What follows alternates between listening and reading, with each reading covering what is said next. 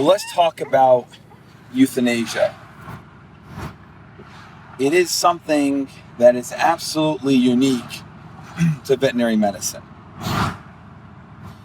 The health profession, at least as of the timing of this publication, has never endorsed or promoted or supported euthanasia of human beings.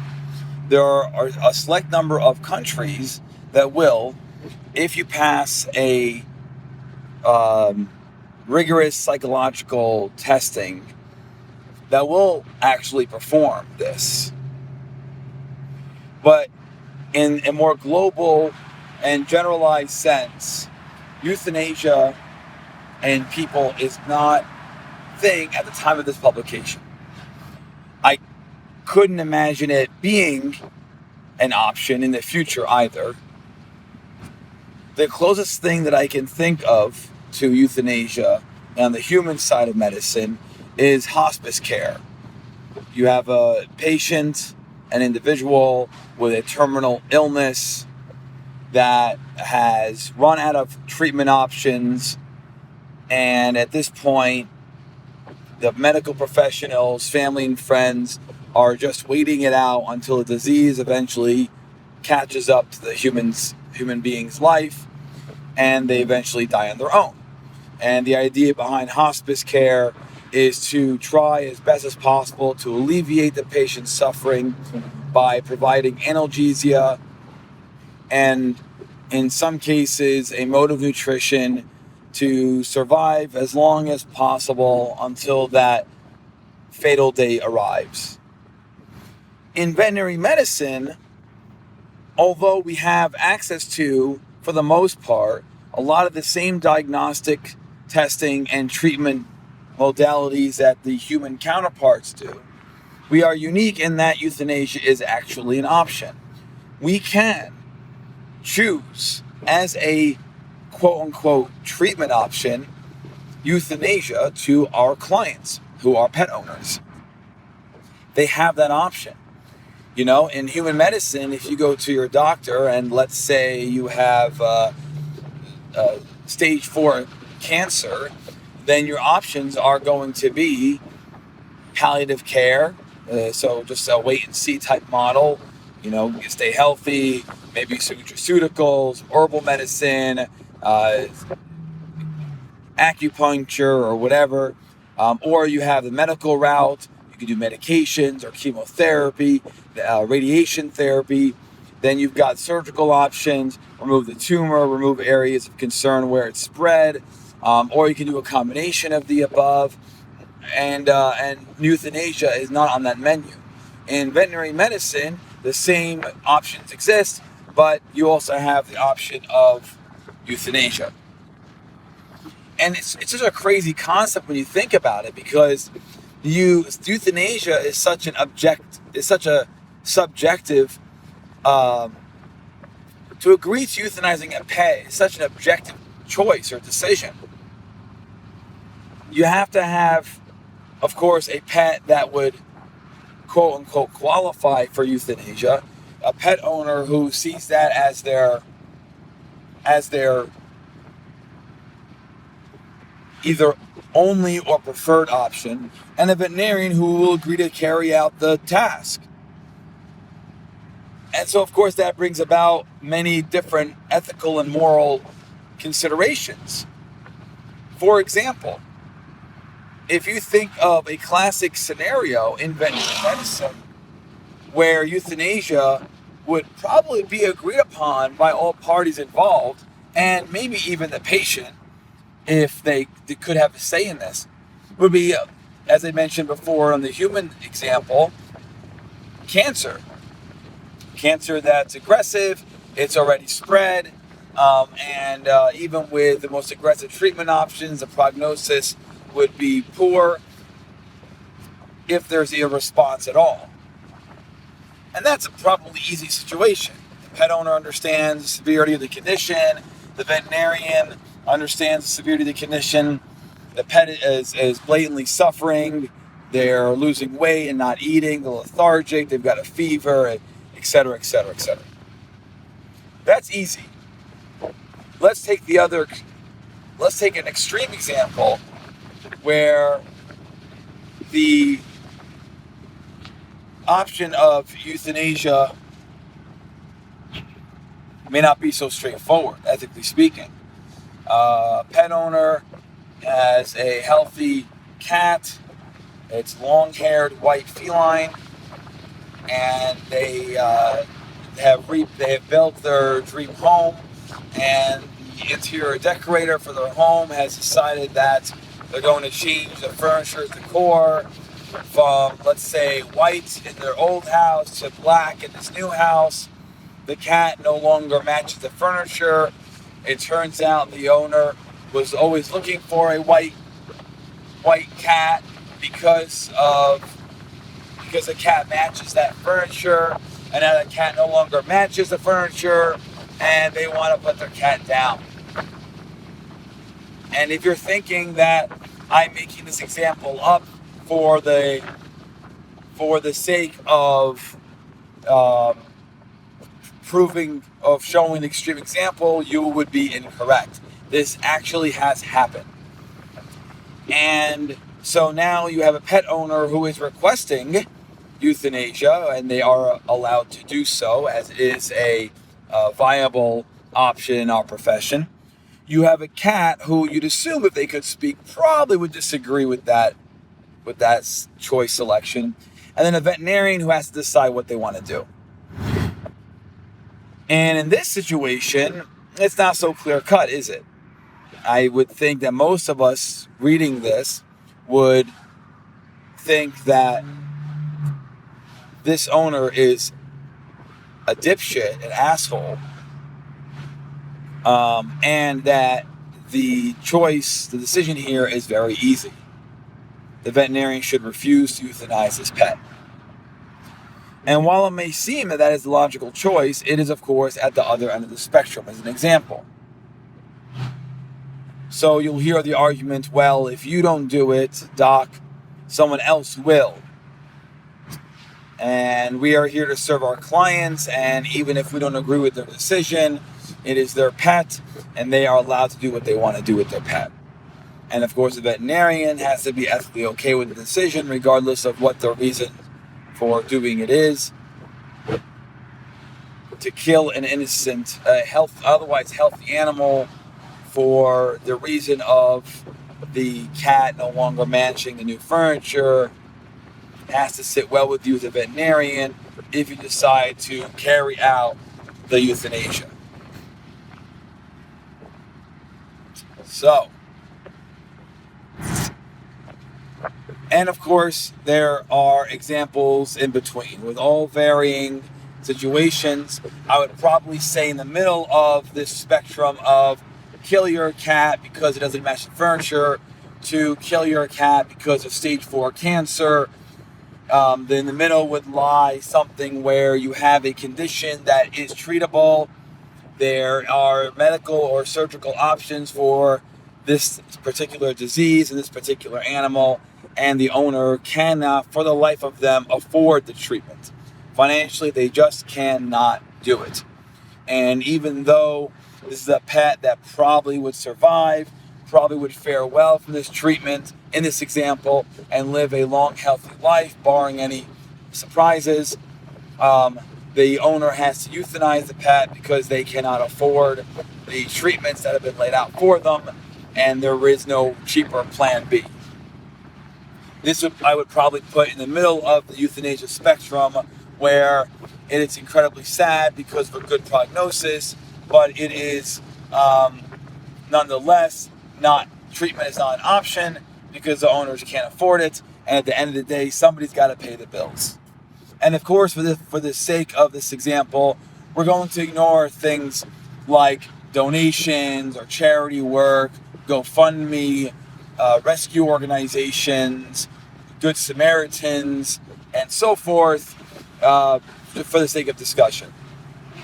Because there are many different options that a pet owner does have in reality that can probably aid them in financial assistance in situations such as that mentioned. And in this scenario, you can take it or leave it as a veterinarian. At the end of the day, if you exclude all the potential financial assistance that this pet owner has access to, well, then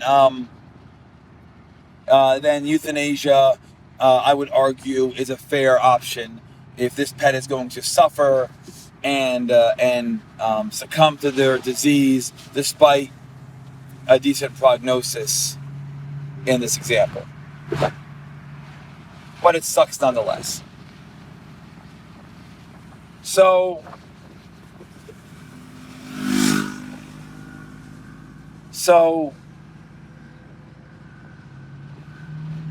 it is crazy to think that we have this service that at the end of it will result in the death of a living being as a viable option that is at the discretion of the veterinarian and the pet owner.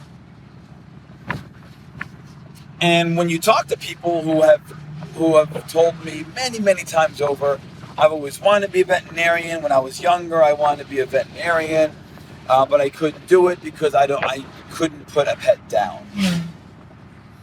And to have the one aspect of this profession, albeit probably a small aspect of the profession, but still a significant one, impact the lives of individuals to the point where they decide not to pursue this career because of it, speaks volumes to how big of it speaks to the profound impact of such a decision on not only the pet owner and the pet, but also the veterinarian. And shall I say human beings in general.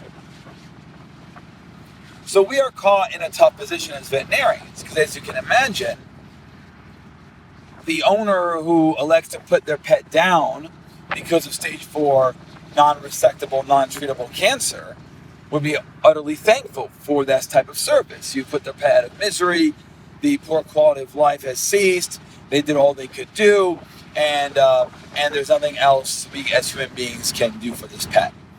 And then the other example of putting the pet down because it no longer matches the furniture, you have a pet owner who is, of course, would be satisfied with that service because they are requesting it, and a veterinarian who either can refuse or agree to it and decide ethically what decision they want to pick, and of course how they feel after the decision is made. But the middle ground, where a pet who is potentially salvageable but a pet owner who cannot afford it, is tough, because this brings us into the more public realm of criticism, especially now in the age of the internet, where a veterinarian who refuses to treat a pet owner's pet because of financial limitations by the pet owner is seen as a cold-hearted, money-grubbing monster. And it ignores the side of compassion that veterinarians that originally drove a veterinarian to become one, and it also ignores the sadness that we feel on a daily basis when we have to have no apparent choice, but to put a pet down who could be salvaged because of financial limitations.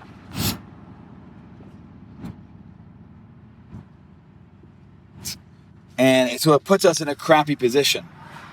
When I began writing this chapter, I didn't really have a goal in mind with what to achieve other than bring light to the spectrum of euthanasia as I see it, as well as the profound difficulty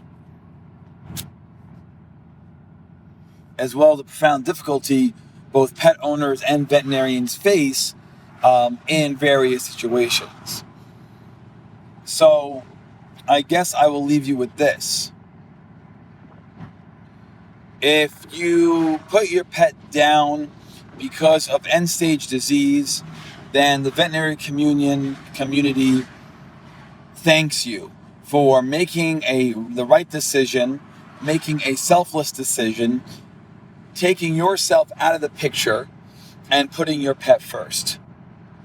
On the other end of the spectrum, where you are putting a pet down because of convenience, you don't want to, the cat doesn't match the furniture, this dog requires more training than you have time for, etc., etc. We ask that you look for other avenues of pet relinquishment, as veterinarians are, if nothing else, deeply compassionate and emotional human beings.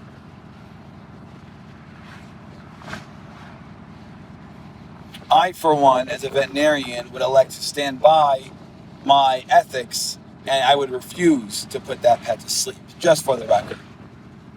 Despite this being a client-oriented industry and one that's probably considered a luxury item, I would say that if another veterinarian is okay with putting the death of this healthy animal on their conscience, so be it. But I will not be one of those people. And for those in the middle of the road,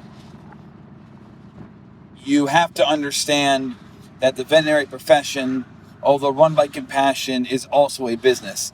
And we cannot help the millions of animals that need our help with charity work. It requires a team of skilled and committed individuals to take care of pets. And if we were to give away services in these situations, we would quickly run out of funds. We wouldn't be able to support our staff, and the animals of tomorrow would not be, the many animals of tomorrow that we can help would lose that opportunity because of foolish financial decisions on the veterinarian's part. We have to be able to draw the line somewhere. And even though I could go into all the different options, as I briefly mentioned before, that pet owners have to find financial support for such situations, and I could also write a whole chapter on what techniques hospital can utilize to aid in clients who wanted to pursue treatment for their pet but cannot afford it. I will defer for now and just speak on behalf of public perception. Please recognize that this is a difficult aspect to the veterinarian that hits deep to the soul. And we would love to save every cat, dog, and mouse that we can, but there has to be a balance whereby we can still support our staff members who have pets and family members of their own, and a hospital that has all of the overhead costs associated with it. There is just no way to give away services with any level of magnitude without sacrificing all the animals we are currently helping and will help in the future. We have to sacrifice the few that cannot afford the care so we can focus on the many who can. And this is not meant to give those pet owners that don't have the funds a guilt trip, because you could also argue, don't have a pet if you can't support them financially. And if you have a pet, make sure you set aside some funds in case of an emergency. This is not supposed to be a chapter focused on shaming those individuals. I understand that life happens, and if you acquired a pet when your financial situation was positive, and now 10 years later your pet has disease that needs veterinary medical aid, but you've just got fired and you underwent knee replacement surgery and so forth. life happens and things change. This chapter is meant to just give acknowledgement to those veterinarians who have been hit with negative reviews online and angry letters and so forth, for being attacked, for being cold-hearted and financially driven. I hear you, we hear you, and hopefully those pet owners who are reading this will now understand and hear you as well.